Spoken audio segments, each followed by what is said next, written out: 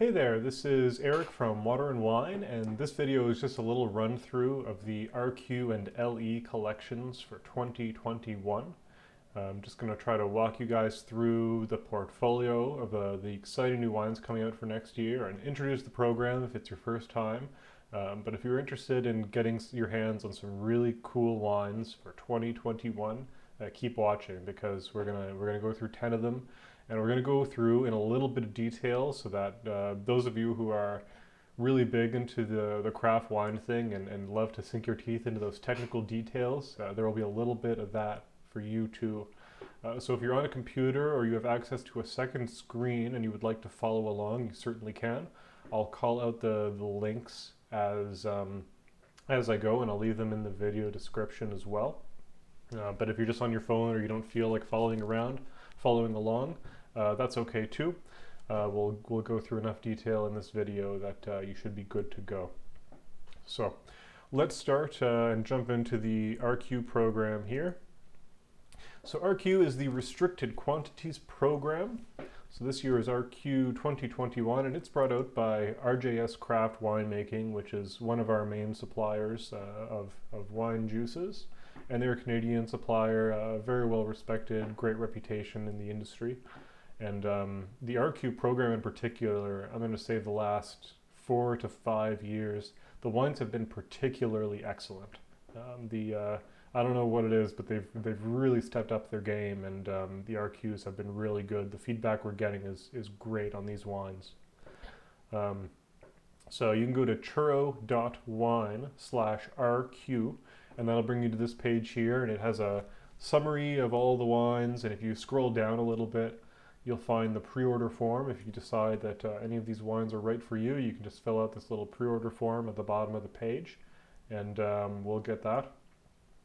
The scoop in terms of pre-ordering with these programs is that these wines are usually unusual or only available in small lots, so they're not wines that we can offer all the time as regular products, but they are available by pre-order. So if you put your name on a wine, reserve it, we will make sure that the juice is produced and becomes available to you. So this is really your best opportunity as a small batch craft winemaker to get your hands on some different stuff. And it's always of the highest quality for any particular brand. It's always their highest quality offering. So you're getting good wine, and you're usually paying as much as the regular high quality stuff, or actually even a little less. Sometimes it's even a little less expensive than the typical top shelf offerings from these brands. And the reason for that is there's no warehousing cost. The juice is being pressed, it's being packaged, it's being sent to stores like ours, and that's it. That's the end of the story. So we save a little money, we get to pass that saving along to you. You get to drink for even a little cheaper. So everybody wins. So let's run through the RQ collection. First up in January, for January release, is RQ the Empress Tempranillo Merlot blend from Spain. And just as a side note, when we're talking about blends and the grapes are mentioned in the title, the order that the grapes are mentioned tells you which grape is dominant in the blend. So in this case, it's a Tempranillo Merlot, not a Merlot Tempranillo. So you can ascertain that unless it's a 50-50 blend down the middle, which is unlikely, this is primarily a Tempranillo with some Merlot blended in. So what's the scoop with a Spanish Tempranillo? Well, we love Spanish Tempranillo at Water and Wine. It's a beautiful, smooth, elegant, flavorful red. We don't get the opportunity to have Spanish reds at the high end very often, so we're always very excited to see them. We recently had a Spanish Tempranillo available, I believe, 2 years ago for our customers, and it was a huge hit, and there are a lot of you that are going to be very excited to see another Tempranillo available this year. And this time it's blended in with Merlot. Why is that? So Tempranillo, very, very tasty grape, but it can be quite tannic. And what do I mean by tannic? When you drink a red wine, or when you drink black tea, there's a dryness or a fuzziness that you can taste, right? Imagine like licking a tea bag and that dry, fuzzy feeling you'd get on your tongue. You're getting that from the tannins. They dry out wines, they provide flavor, and they actually are responsible for a lot of the color as well in a red. And the tannins in a grape are concentrated in the skin. You can imagine getting red grapes from the grocery store, for example, and pressing that grape. The juice is usually yellow, right? So how do you get red wine? Well, the color comes from the skins, and the juice is soaked in the skins, and that's how you get red wine. So in Tempranillo, the grape is very small, and not the juice, excuse me, but the skin is very thick. So a lot of the grape ends up just being the skin, and so there's a lot of tannin relative to the amount of juice. And you can end up with very tannic Tempranillos as a result, and that's not very pleasant. They just taste like licking a tea bag. So by blending in Merlot, which is smoother, softer, very, very fruity, for example, and less tannic, you can kind of peel back those tannins, make for a more elegant wine without sacrificing the flavor of Tempranillo. So that's the reason for the blending. But you can expect the typical Tempranillo qualities here. This is a medium-bodied wine with some oak, but not too much oak. Deep red fruit flavors, plum, blackcurrant, maybe some strawberry and cherry, which I suspect would be from the Merlot. Little bit of spice or earth notes that you'd often find in European reds. A little smoke, probably from a heavier toast oak in there. So wonderful, medium-bodied, easy drinking red, great for pork chops, great for things like tacos, as long as there's not too much heat to the taco. Roasted potatoes, that kind of thing. Just a good table wine, if you like really fancy table wine. So this might be a good choice if you're already a Merlot drinker, or you enjoy Spanish reds, or you like things like Malbec, for example. Just good medium-bodied fruity reds. This might be a good choice for you. Moving along to the other January release is the Chariot Muscat from Spain. You could say Muscat or Muscat. I think Muscat is considered more sophisticated or more appropriate, but you hear Muscat a lot in Nova Scotia, and that's fine. So I'll probably call it Muscat. We love Muscat here at Water and Wine. We make a lot of it. Muscat is our most popular varietal. It's not close. You're probably familiar from Muscat in one of two ways. The first way is that it's an important grape in the Nova 7 blend from Benjamin Bridge. It's also the grape in Moscato, although when you see Muscat, don't be confused, it's not as sweet as Moscato, much, much less sweet than Moscato typically. And that would be the case here as well. So what do we like about Muscat? Muscat is a full-flavored white wine. It's got enough sweetness just to take away the acidity of the grape, so it's nice and smooth. No one is ever going to accuse Muscat of being a sour wine, for example, if that's a concern for you. But on the other hand, it's not sweetened enough so that you should be worried that it'll be too sweet. It really does strike a nice balance because of the natural acidity of the grape. Beautiful floral notes, notes of, say, honeysuckle, things like orange blossom. Sometimes, depending on the Muscat, you can pick up on elderflower flavors, that kind of thing. So this beautiful floral bouquet, which adds a lot to the wine. And in terms of flavors to taste, you can expect citrus notes, maybe Meyer lemon and orange, and a lot of peach and apple as well. Sometimes a little bit of a trace of honey on the finish if there's a little sweetness. So those are the kinds of things you might expect from a Muscat. In this case, this is an unoaked white wine, medium-bodied, and just delicately off-dry. So wonderful choice if you like to sip your white wines without food, for example. It'd be really versatile in terms of with or without food. And just a great opportunity to try a Muscat from Spain, right? A lot of the Muscat you see is either grown in California or here in Nova Scotia. So this would be a nice opportunity to try it with that European terroir and see if that's any different. So maybe worth a try for you. Next up is the RQ Emperor Cabernet Sauvignon from France. We are so excited for this wine because I believe it was 4 years ago RQ had brought out another French Cabernet Sauvignon, and it was truly excellent. I think Eveline here was making the claim that it was the best wine she had ever had from a kit. And I could probably agree with that. For me, it would definitely be top three. Beautiful, full-bodied Cabernet with all the nice complexity that you expect from a French cab, including that beautiful green bell pepper note.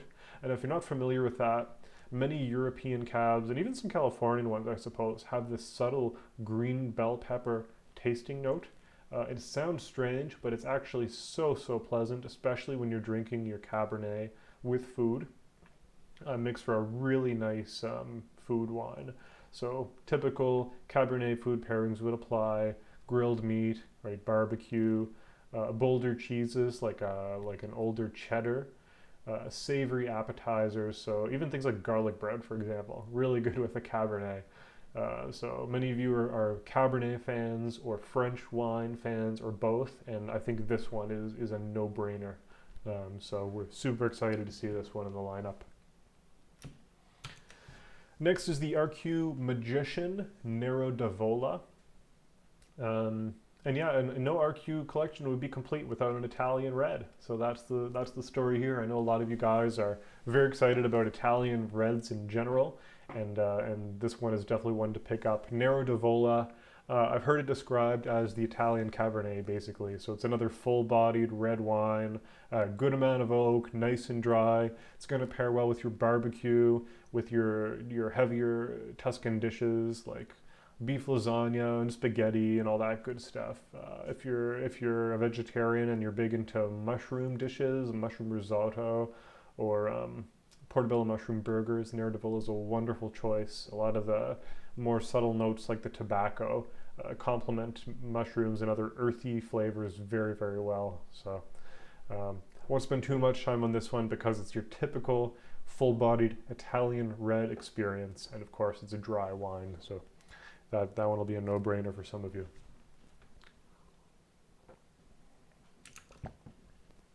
Rounding out the collection this year is the Wheel of Fortune Rosé. This is a French dry rosé, and rosés really had like a resurgence in the last few years, and we're seeing a lot of dry rosés lately, which is wonderful because often I find they don't need the sugar.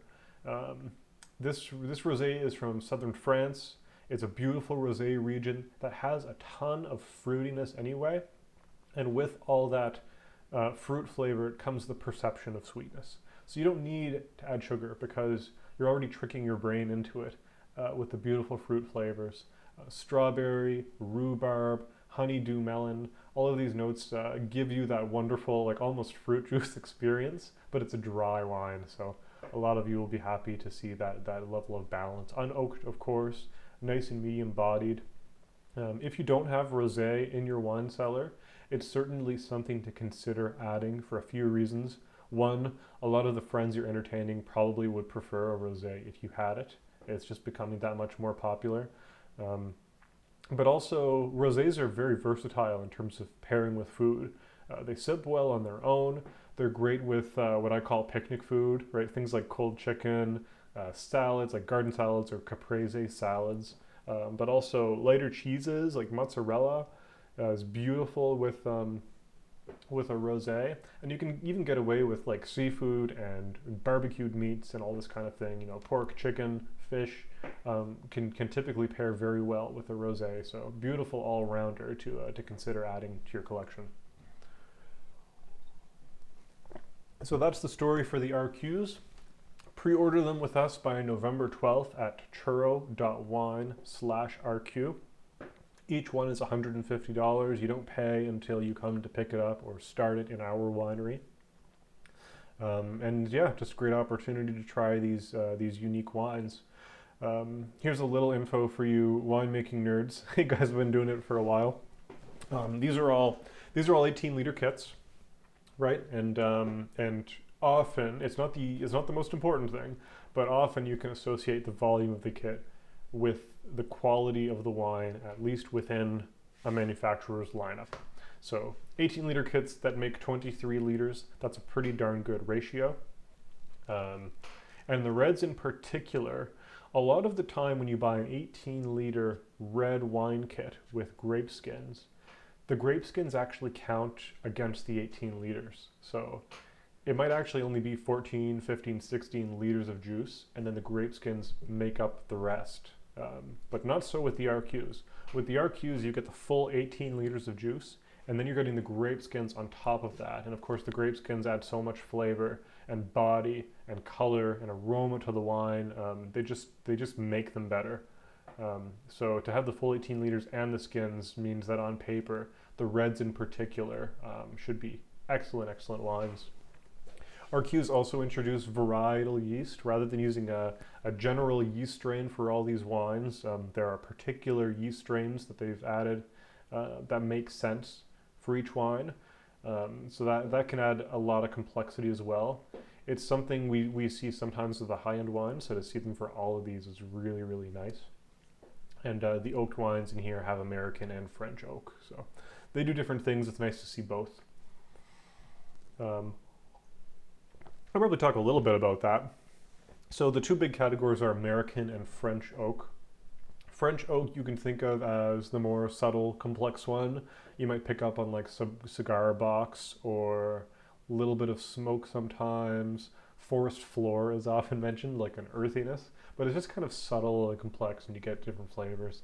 American oak tends to be bigger. It's like the oak flavor rather than that subtle aroma or added complexity. If you're tasting things like vanilla or cedar, those are frequently associated with American oaking rather than French. So you get both, you get kind of that complementary profile. So that's the story on the RQs. Moving along to the LEs. This is the limited edition collection from Winexpert, and Winexpert is the other major manufacturer that we carry. Very, very good reputation. LEs have been around for a long time, and we have customers that swear by these as well. So we're very happy to see the new collection for 2021, LE20. Same story here. They need to be pre-ordered by November 12th to guarantee your availability. And one thing people like about the LEs is that they're actually significantly cheaper than the typical high-end offering from Winexpert. So if you were to buy a Winexpert Private Reserve kit today, which is their high-end wine, the 30 bottles would cost you $165, which is still a good price for what you're getting, but the LEs are $135, most of them. So you're saving $30. You're still getting the very, very high-end wine, and you're getting to try new stuff. So it's win-win, and the reason they can be so much cheaper is because there's no warehousing costs associated with these, right? You're pre-ordering from us, we're sending the pre-order numbers away, and then the grapes are pressed, the kits are packaged, and off goes the wine to our winery. So it cuts out a lot of costs in the middle, and that's just passed along to you. So we have some customers, this is all they make, is they'll buy piles of RQs and LEs, and they're good for the year, and they know they got very high-end wine, something new and interesting every year, and they saved a pile of money. So they're laughing all the way to the bank and all the way to the wine cellar. One other thing that's fun with the LEs is that if you were to get the whole collection together, it actually makes for a full wine cellar. You have a red or a white wine to complement pretty much any dinner you could think of. So the reds, you kind of go light, medium, full-bodied-ish, and the whites, you get a dry and an off-dry, so it covers most of your bases so that you have a complete wine cellar and should have something that would appeal to pretty much anybody. So we'll go through the 5 of these. First up is the LE20 Double Noir. It is a blend of New Zealand Pinot Noir and Gamay Noir from California. Most of you will be familiar with Pinot Noir, but maybe not so much Gamay Noir. So Pinot Noir, very light, elegant, beautifully smooth red wine. Not as bold of a flavor, just easy drinking, elegant, complex. New Zealand Pinot Noir in particular I really like because I find it has nice, ripe, prominent fruit flavors. Almost the way that like a New Zealand Sauvignon Blanc has that great, gorgeous fruit flavor. It does the same thing in the reds. The Pinot Noir can be very fruity. Things like cherry, cranberry notes, strawberry notes, all fairly typical for a Pinot Noir from the region. Very, very light on the oak typically as well, and typically not very full-bodied. Gamay Noir is kind of in the same boat. It's another lighter red, so they blend because they're complementary. They share a lot of those similar structural elements, so they work well together. Gamay Noir has a reasonable amount of acidity to it as well, so that can make a wine seem drier. So for those of you that like dry wine, that's nice. The other thing that's nice about acidity is that it makes wines quite food friendly, because once you've got a little bit of acid, then the wine will stand up to food that has some fattiness to it, and that tends to complement very well. So this blend, this double noir blend, should be reasonably versatile in terms of food choices. And here's the best example I could think of. Imagine you're sitting down for Christmas dinner. You could drink a double noir, this Pinot Noir blend, before dinner because it's light enough to sip well on its own without food. But then it would be an excellent pairing as well with turkey or ham, whereas a bold red would probably not be appropriate for ham or for chicken or turkey. But then Pinot Noir is excellent with chocolate or cream as well, so you can hang it around for dessert. So this one wine could carry you through, that 3 or 4 course meal, and be appropriate for all of those pairings. So if you're a person who drinks their reds with or without food and with a large variety of foods, something like a Pinot Noir blend is great to have on hand just because of its versatility.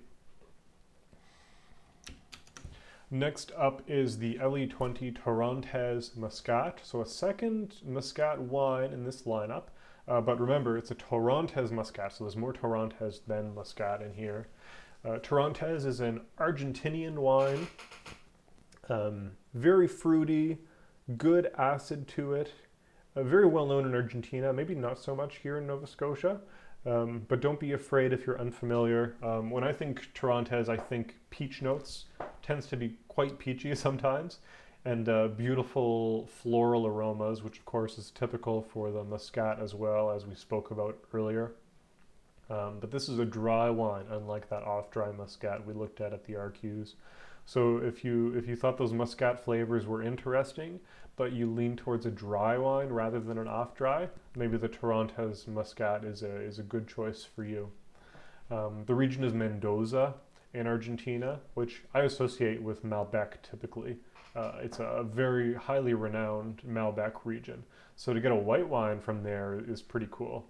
And it should do well.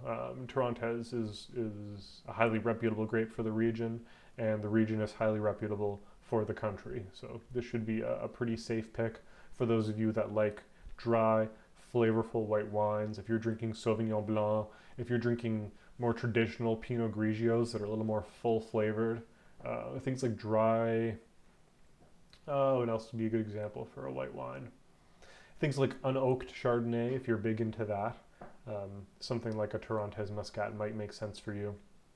So, good choice for the dry white wine people. Next up is the LE20 Nerello. This is the other Italian red offering. Nerello, a little different. Don't see a whole lot of that. It's mostly grown in Sicily, which is interesting because a lot of the red wines we get our hands on from Italy are either from Tuscany or Veneto, and those regions have a particular flavor associated with them. I could put 5 Tuscan reds, different grapes in front of you, and you would notice a commonality between them. There's a certain Tuscan flavor, and there's a certain Venetian flavor to red wines. So if you like Italian reds but you want to experiment a little bit, something like this Sicilian red might be a good choice for you. You can think of Nerello as kind of like Sangiovese in the sense that it's kind of medium to full-bodied, medium oak, nice and dry and acidic. So really good food wine. The typical suspects like lasagna, spaghetti, Parmesan cheese, Parmigiano Reggiano, that kind of thing. But grilled steaks as well, and sausage, and some heavier fatty foods. All good choices for this wine. So yeah, if you're looking for just a solid Italian red for your collection, you should be considering this one as well as something a little different to try. So that's kind of fun. Next up is the LE20 Synergy. Synergy is a Californian blend. The blend is Chardonnay, Riesling, and Pinot Grigio, and it's done as an off-dry wine. And this is an unoaked white wine. So if you're nervous about Chardonnay because of the oakiness, don't worry in this case. Totally unoaked. And don't be put off by the presence of Riesling and think it'll suddenly be too sweet. There is often a perception that that Riesling means very sweet wine, but Riesling actually runs the gamut from totally dry to very, very sweet. It's very versatile in terms of that. So this is just an off-dry white wine, and it's an off-dry white wine with fairly acidic grapes. So I wouldn't anticipate that this wine would be overly sweet. So even if you're a person that typically enjoys a dry white wine, this might be a nice off-dry to bridge the gap because it'll be very well balanced. So what can we expect in terms of fruit flavors? Remember what I said about order of grapes and blends. It's a Chardonnay, Riesling, Grigio, which means it's going to be mostly Chardonnay more likely than not. So Chardonnay notes, things like green apple, things like pineapple, citrus. Sometimes you get peach or apricot flavors from a Chardonnay as well. But it'll be a full flavored white. This is not a very clean,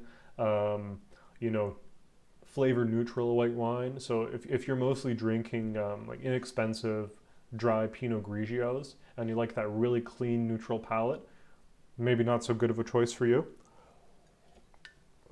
But if you enjoy a very full-bodied, full-flavored white wine with a lot going on, well, this would be an excellent choice. Riesling providing acidity, floral aromas, Grigio providing peach, apricot, pear. Yeah, so just a lot of fruit, a lot of complexity. Gorgeous choice for a sipping wine if you enjoy patio sipping with your white wines in the summer. This is a good choice for that. And finally, rounding out the LE collection is the Australian Californian. So it's both Grenache, Tannat, Shiraz. So the Grenache and the Shiraz are Australian, and the Tannat is sourced from California. So what's going on here? There's a lot going on here. So first of all, the last wine from LE is always the really, really bold, full flavored red. So if you love your reds to like absolutely punch you in the mouth with flavor, and you like that nice heavy oak, bone dry, high alcohol type red, well, this one's for you. Grenache. Do you remember what I said about earlier in terms of the Tempranillo grape and how it was this small grape with thick skin, and so they tended to make very tannic wines? Grenache is kind of the opposite.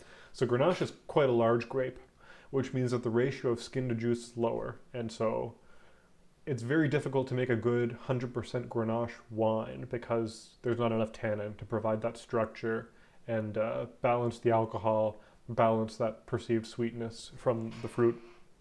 So it's often blended, and it's often blended with Shiraz or Shiraz and other things. So we're seeing a lot of GSM blends, for example, Grenache, Shiraz, and Mourvedre, which are quite good, or Grenache Syrah. Sometimes you'll see that. In this case, there is that Grenache and Shiraz, but Tannat is added in as well. And Tannat is not as well known, but it's a good little grape. Tannat is mostly providing tannins in this case, so to make up for the lack of tannins in the Grenache, you can incorporate more of that with the blending in, and that's just going to provide a little more structure, remove the perceived sweetness from the higher alcohol perhaps, and provide a little bit of that licorice note. Nothing overwhelming. I don't like licorice at all, but I don't find the licorice note bothers me with this kind of red wine. And the Shiraz, of course, providing all that typical Shiraz flavor, so the black plum and that characteristic pepper note or peppercorn note, that little spice on the finish that just makes for a beautiful full-bodied, full-flavored wine. So if you barbecue a lot, or if your dinner table has a lot of roast beef or stews or heavy meaty dishes, something like this Grenache Tannat Shiraz blend is probably a good choice for your wine cellar. So that's the scoop on the LEs. The price is $135 for all of these, except for the last one, which is $145. The reason for that is that The Grenache Tannat Shiraz is the only one with grape skins, so that pushes the price up a little bit, but you need those grape skins in order to incorporate all of that extra tannin and body and flavor that is needed for these bolder red wines. So that's why the small difference in price is in for there. All of the wines we talked about today come with their labels. The RQs we spoke about also include the shrink tops, so that'll save you a little money there as well. And they're all available, like I said, by pre-order. So yeah, we just need to hear from you by the 12th of November. churro.wine/RQ, churro.wine/LE, or you can get in touch with us, info@churro.wine, and we'll take care of you from there. Of course, we're available by phone as well, 1-902-895-2266. And we're located in the Fundy Trail Center on Roby Street in Truro, Nova Scotia. That's 68 Roby Street, but all the details are on the website. So hopefully this gave you a little more insight into the wines available for this collection. And you can make an educated decision on what makes sense for your lifestyle, or for the foods you eat, or for your preferences for the wine. So thanks for hanging in there. This video ran a little long, but hopefully it provided you with some useful information. So take care. I'll talk to you soon.